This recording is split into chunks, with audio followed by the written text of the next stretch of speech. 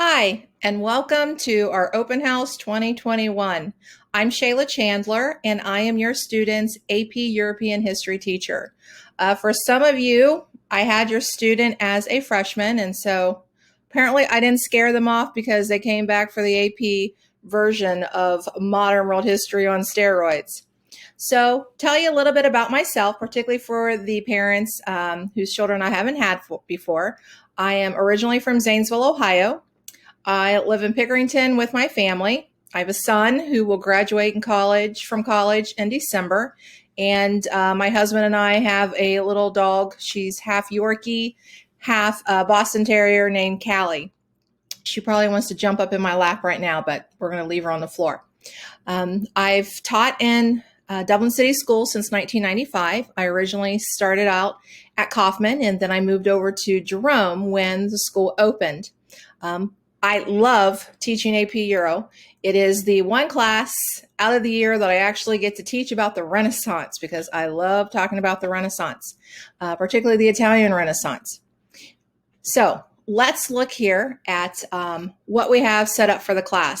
One of the things that I like to do with the students, particularly in AP, is that they get a quarter calendar. And I'm just going to show here what we have. So every quarter they'll get a calendar that explains what we're doing the whole time. So they will know when all the readings are due. They'll know when tests are going to be held, any kind of document-based questions that they have to write, their essays, and our book reviews. AP is a very extensive and heavy-duty class, as you know, some of your students have taken their sophomore year, and some are doubling up right now during their junior or senior year.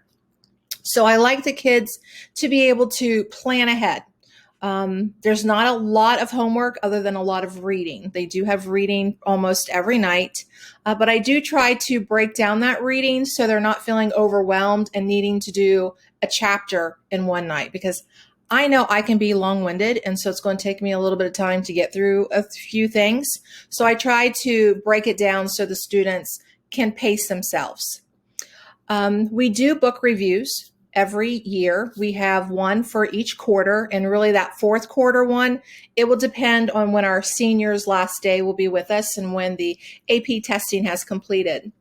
This year, we're going to read The Prince by Machiavelli for first quarter. Second quarter, we have Candide by Voltaire. Third quarter, we're doing A Doll's House by Henrik Ibsen. And then fourth quarter, if we have time, we're going to do 1984 by George Orwell.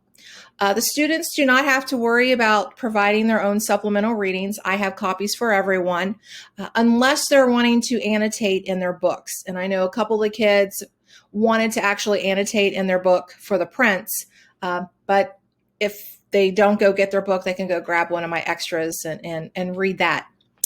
The course syllabus is here, and it is designed based on the College Board, and our syllabus does have to be approved by the College Board along with our textbook. So we do focus on the themes and the various skills that the College Board require of us.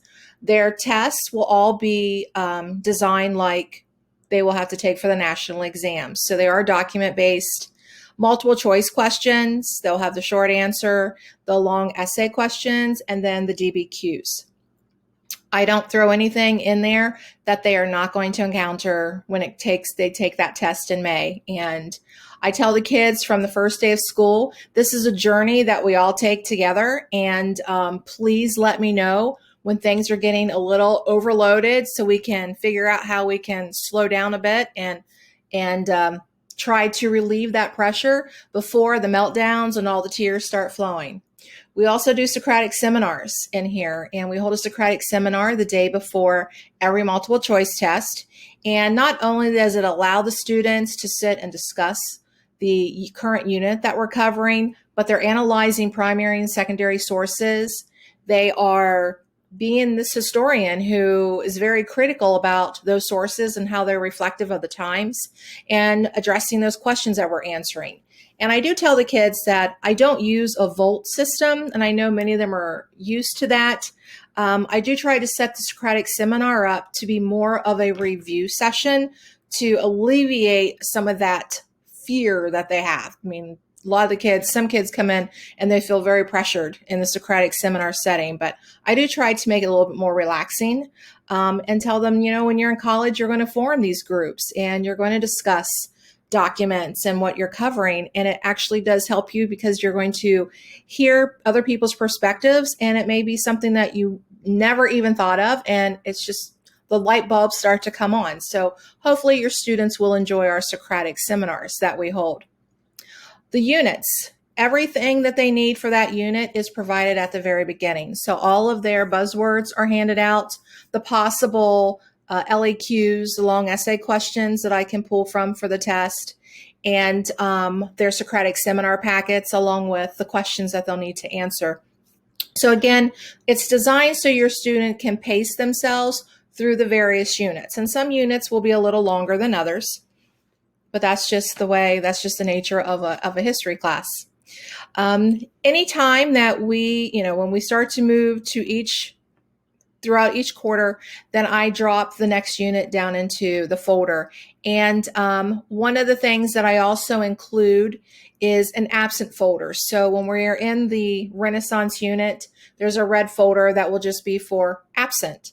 And they can venture in there and see what we did for that particular unit on a particular day when they were absent, and they can make up those activities that we are doing.